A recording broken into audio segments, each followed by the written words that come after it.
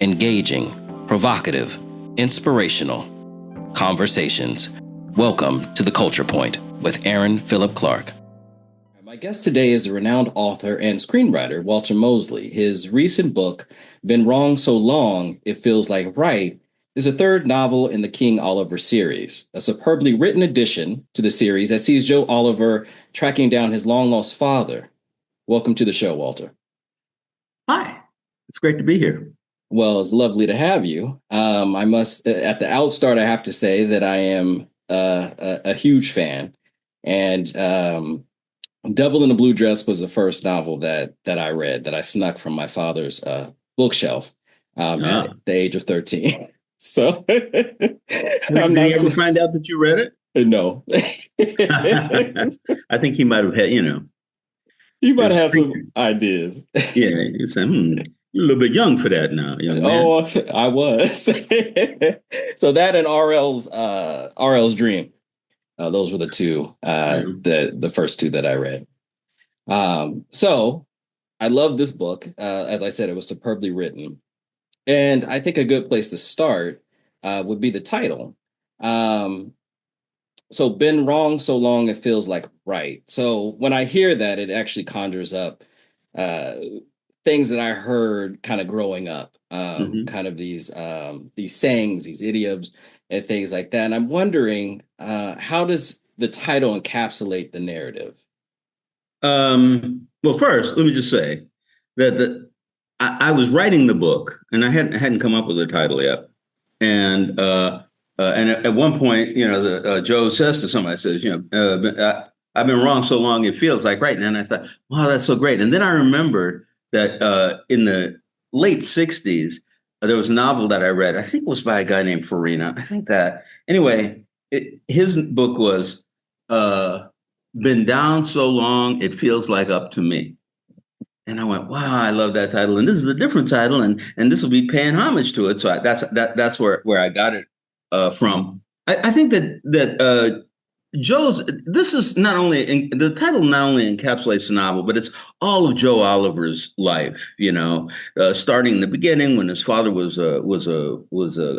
not a crook really, but, this kind of guy who might get in trouble. He went to prison, and Joe was mad at him for not, trying more to get himself out of prison. And then just like his friends, like his friends like Melchior Frost, people who or his not kind of a partner in crime, Aaliyah, and then even his daughter going to this radical arts college in Detroit, studying things like how political computer hacking and that kind of stuff. It's like it's the kind of world that we're living in. That we have rules, and we want to be good with our friends and with our people and make things right. But at the same time, there's so many parts of the system that are against us that we have to push back. And I think that you feel that all the things that are going on wrong around you, it's like that song by Bob Dylan, "Everything Is Broken." It's like this is broken, that's broken. Again, he goes, "Take a deep breath, feel like you choking. Everything is broken." It's that. Yeah, it's a sensibility. Yeah, that's interesting. So that leads me into my next question, which is for a lot of listeners, they may be more familiar with, and maybe even came to your work through Easy Rollins and Devil in a Blue Dress. And I'm wondering, as I was reading, I couldn't help but kind of position Joe Oliver kind of next to Easy.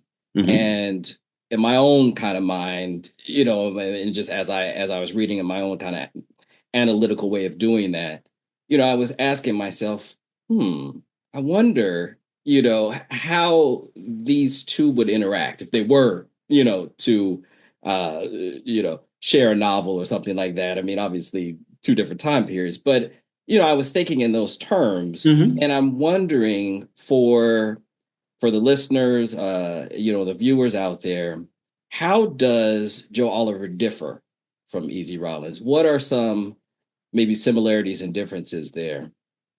It's really interesting. Um, it's really very interesting, to ask that question because um, their difference is mainly the era in which they are raised. Easy lives in a world where um, things are really black and white. Easy. In one of his recent novels about him, he's a guy can't pay him, so he says, "Hold on to my Rolls Royce," and later on, either you'll give me $1 and I'll give you the money I owe you, or you'll keep the Rolls.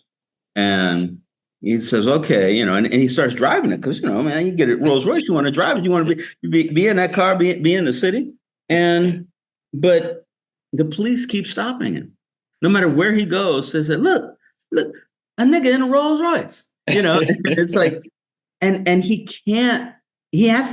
ends up giving it to his friend, John, the bartender, because he can't drive it around, and that's, and Joe doesn't live in that world. But Joe is the only character I've written about who was a policeman at one time.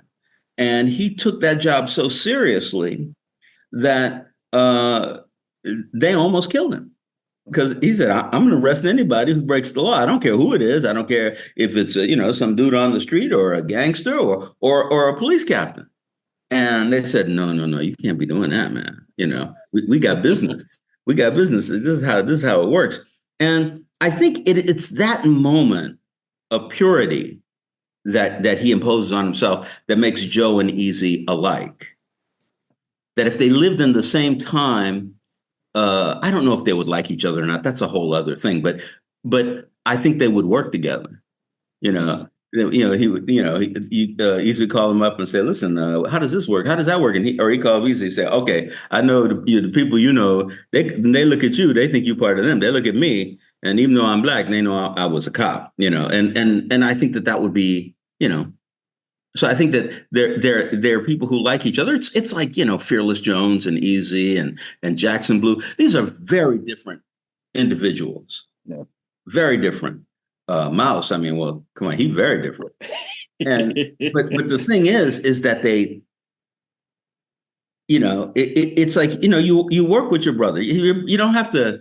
He didn't have to be like you. It's not the confines of business.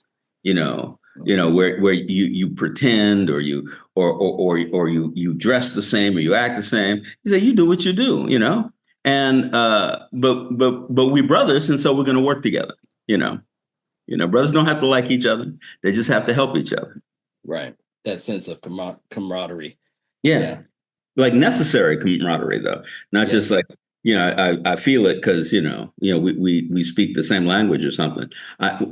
You have to help each other. Mouse come up to Easy and he say, "Man, you need somebody to back you up. Them white people got people to back them up. You need me." And it's true. Easy doesn't even argue with it anymore. Like, "Okay, Yeah, yeah, he you're right. You're right. accepts the the help, no, The in many unavoidable. forms. Yeah. Okay. Yeah. That's interesting. I mean, I know it could not necessarily happen, but I am fascinated by the idea of characters being able to Hmm. mingle in that way. Um, I'm wondering. So I've seen you at a variety of panels, book conferences, Hmm. and you often talk about the notion of the Black hero in Hmm. literature. And as I was reading, I was thinking, I wonder, does Joe Oliver fit into that category? And then I realized, well, I really am not sure how Walter describes or essentially would define a hero. So I'm wondering if maybe we could start there. If I can get your definition of what a hero is, and also if Joe Oliver would fit into that category.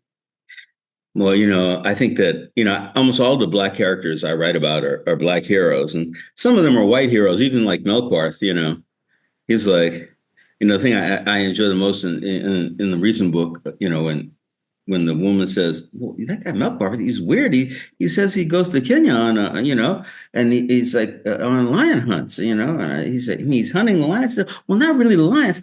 He's out there hunting lion hunters." And he's like, "Yeah, that sounds right. That's I mean, Melkor is an evil guy, but still, he's doing what he thinks is right, and he learned that from Joe, and he learned how to be right from Joe. I think that if you look at the Easy Rollins series, especially, I always talk about Easy Rollins like this. I say, Easy is the hero of these novels because he's telling the story. But the hero of his world is Mouse, because Mouse is the only black man you're going to meet who truly isn't afraid of anything. He say, yeah, well, if he want to come kill me, he can come right up here and kill me, or not. And that's a thing that that is a hero, because it's not what he does, if it's right or wrong. It's because if other people get happy. I go to a reading sometimes, and like a lot of people do this, but I was amazed when little old white ladies do it, and they go, I've been reading your books for a long time, and I don't. When they say that, I don't even believe them. You know what I mean? It's because I really like that character. What you call him? And I say, Easy. He goes, no, no, no, Mouse. I love that Mouse, and it's a physical, it's an erotic, it's something in your blood where you say somebody, because this world is against you, and most people will can't stand up to it any better than you can. But if Mouse is your friend, he's going to stand up to it. And I think that Easy is that. And as time has gone by, Jackson Blue has gotten closer to that. Fearless Jones is definitely that. But it's all different. Because what do you bring to the table? How are you going to help me? And that, so when my writing, at least in this genre, it's about heroics in the black community, and there are black women who are heroes too. I mean, but the woman that Joe fell in love with, Leaf Alessandra Morton, she's a hero too. She's willing to stand up for herself, for what's right, and I think that's the thing that we need: people who are examples of how we can be true to ourselves. It's not how we can win. It's not like a sports champion, well, this he's had more home runs than anybody else. I said, well, that's okay. But, that don't mean nothing. That's not going to put, roast beef on my table, and, so I do honestly believe that and I don't think this is always true. I think that actually black writers, male writers from the 50s, and 40s, 50s, Chester Himes, Ralph Ellison, a whole bunch of there's a whole bunch of writers back then. They didn't really write about heroes.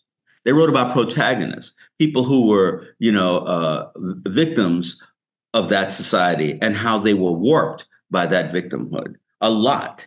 Mm. And listen, these are good books, and Himes, when he writes the mystery, even when he writes the mysteries, though, I mean, I love them, but the characters are so wounded in a way, and I'm writing more about characters that you can identify with. You said, well, shit, I want to hang out with this guy. I want to be like this guy. I was thinking when he said that I thought this. And I like that. I like doing it, and I think it's important for black men to have heroes, especially in fiction, that they can read and understand and identify with. And I think it's that identification which is the main part of being a hero. Mm. Yeah, thank you. That's a lot to chew on. Because as I was reading and then I started thinking about previous books that you've written, and I like that distinction, the idea that it's not black and white. It doesn't mean that they have to necessarily always do the right thing. Yeah, right. The idea that Mouse could be a hero, which I had never really considered, because I mean, Mouse is a killer, so, that's I think when you look at it through that lens, that's very interesting. Um, It's true. Like in the second Israel book, Red Death, uh, uh, he easy said, and I said, "What's wrong?" I said, "Well, I had this money, but I spent it, and now the guy from the government's after me. The IRS man is after me." I said, "Well, what's his name, man? I kill him." And then and he said, "No, man. If you kill him, they just get another one." I said, "Well, I kill that motherfucker too, and I will burn down the government building. They won't even have your records." You know. Now, the truth is, whenever I tell that story to an audience, Mhm. everybody laughs. They laugh because you're up against the system. Now that all these billionaires don't pay 1 cent in taxes, and the government gives them all this money from my taxes. Mhm. But I can't get away with that. I gotta pay my taxes. I gotta do what's right. And if they come after me because I did one thing wrong, I said, well, I kept that $3. Yeah. Uh, they said, well, man, you gotta either you gotta pay or you gotta go to prison or something. And so that's more wrong than anything Mouse is going to do. And Mm. okay, they're not going to kill the IRS man, but they would like it if the IRS man just disappeared. You know what I Right. mean? That would be good. So, oh, he did. So, oh, that's too bad. Well, I'm gonna go home now. All right. Yeah. So I don't mean to give these long answers. I know Oh you. no, it's fine. It is absolutely fine. Um, so I was thinking too about Chief and his relationship with Mm-hmm. Joe Oliver, this father and son relationship, and both of them having endured the same fate, if you will, having to have gone to prison, different reasons, but I couldn't help but consider the generational trauma there. Mm-hmm. And what I found interesting was though the system had really put Joe through the mill, he's not angry in the sense of how one could imagine someone would be so angry, right?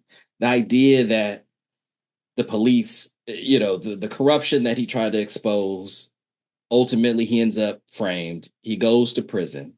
But he comes out in a way that I don't know. In my mind, I kept thinking, man, this brother should be enraged. Like, I You mean, mean you mean Chief well, or Joe I'm talking about or Joe. okay, fine, Yeah, yeah, yeah. yeah. I mean, I was thinking like, the fact that I mean, there's a light there. Like there is this cloud of darkness. There is this kind of he's still reeling from the experience, right? Mhm.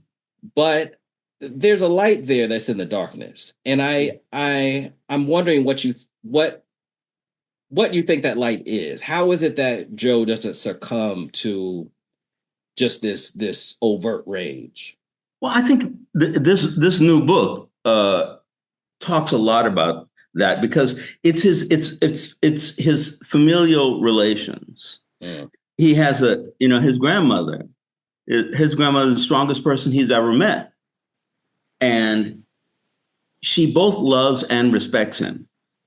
And that I think gave him a lot. When he was with his father up until the age of 13, his father taught him great lessons. His father sees two men fighting out front, and he goes out and grabs them and separates them and says, "Look, what's wrong with you men?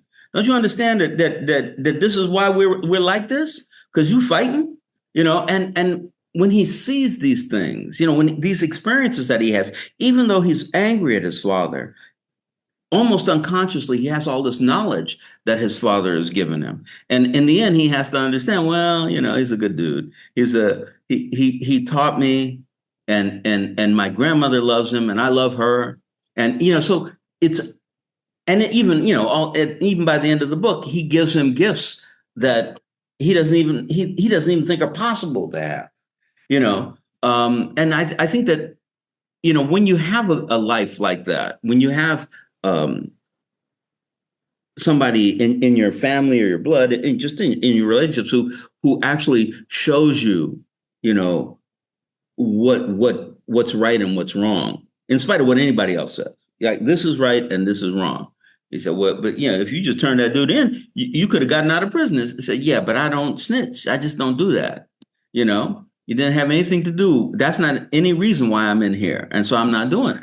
And you can learn to being in a gang, and that's a certain kind of, commitment, you Mhm. know. You can learn to being in love. That's another kind of commitment, even stronger. But if it's in you from how you're raised, and there's a language you speak, and there are people that you speak that language with, and right and wrong is just part of it, you know, then you have a chance to to not be enraged. And then Joe has his daughter. Asia is something else. She she never abandoned him.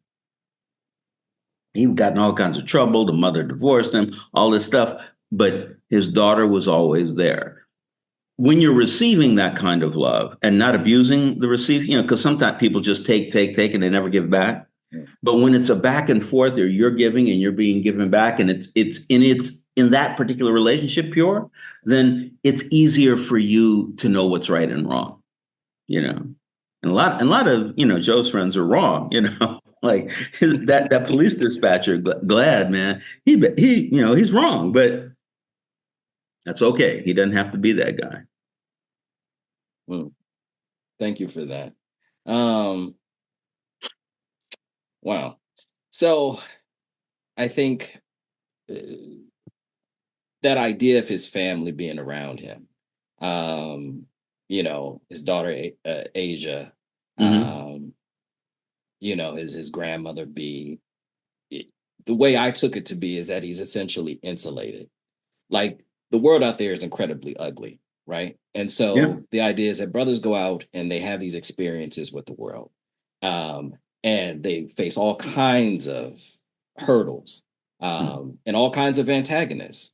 But the idea of being able to come home to a place that is a safe haven Mm-hmm. is so incredibly important. And that's what I saw with Joe, that he can always come home and there's safety there. Yeah, this Uh, in different places, even like it's why his grandmother says, "Listen, this is your own office. You're a private detective at your own office. No white man could come in here and fire you and send you away with your tail between your legs. This is yours. That, and that's more important to have your own little space than to occupy this giant space that somebody else owns. You know, and that's and Joe's happy with that, because there's only so much you need. what are you working on now? All right. I just wrote a new Easy Rollins. It's going to come out in about a year, a little bit less. I'm finished a new Joe Oliver, or I'm finishing a new Joe Oliver, which is 2 years from now. I've written a book called Galen, A Romance in Black. Galen, Ghalen, A Romance in Black, and it's a romance, not necessarily, the kind of somewhat tawdry romances that a lot of people, talk about, just, the surface, how you dress, how you act, how you fuck, all that stuff. It's more like, the original romance, the idea of romance was just before, like in the 19th century, but coming into the 20th century, people started writing rather than about kings and queens and rich people and pirates and generals and all of these people who are at the very highest moment, kind of like this thing you're saying about Batman. People start talking about everyday people. You have Charles Dickens, you have Emile Zola, you have Mark Twain. They talk about poor people, living lives and having these extraordinary adventures and stuff like that. And I wanted to write about um, Black people with all kinds of different uh, wonderful things, but also problems that they have, and how all of them are experiencing love on all kinds of different levels. And I haven't written a romance before. I've written this book, Galen, and I'm very happy. Amistad is going to publish it, which I think is great. Okay. Yeah, and so that's what I'm wearing. Anyway, I'm trying to do a new series of Easy Rollins movies. We'll see if that happens. Well, Um, that's exciting. yeah. I mean, there's just, that, yeah, I keep on working on stuff. I just finished working on a thing, Sterling Harjo. He did the television show Reservation Dogs. Oh yeah, yeah. Yeah, Okay. a Seminole and Osage man. He lives in Oklahoma. I just finished last week working on a show with him that is gonna come out. Hopefully about 6 months, I think. Okay. We're still not sure of the title. It's not about it's not only about Native people. It's about a lot of different things. That was a lot of fun. Working with him and the other people in that room. And Um, that's within the crime genre? yeah,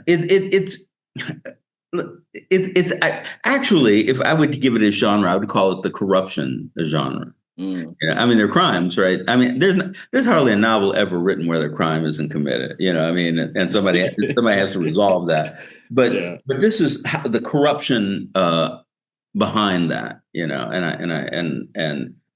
and how listen, you can't fight anything without becoming part of it. Yeah. They say, "Oh, yeah, I'm good and they're bad." I say, "No, you guys have to go back and forth, like Thanos and Odin having their argument." Hmm. Well, I'm eager to check that out. You said, oh, within 6 months? You Yeah, said within 6 months, it's from FX. It's Sterling Harjo. We had a title, but I don't know if we can use it, so we'll have to see. Yeah, okay. yeah. Excellent. Excellent. Well, this has been great. This concludes our interview, and I Thank heartfelt you. thanks to Mr. Walter Mosley. You can learn more about Walter Mosley at waltermosley.com. And then also, I believe, in terms of social media, you are on Facebook. Yes. So I think those are the two places that you can follow Walter Mosley and learn more about the many projects that he is working on. Again, thank you so much for joining us on the Culture Point.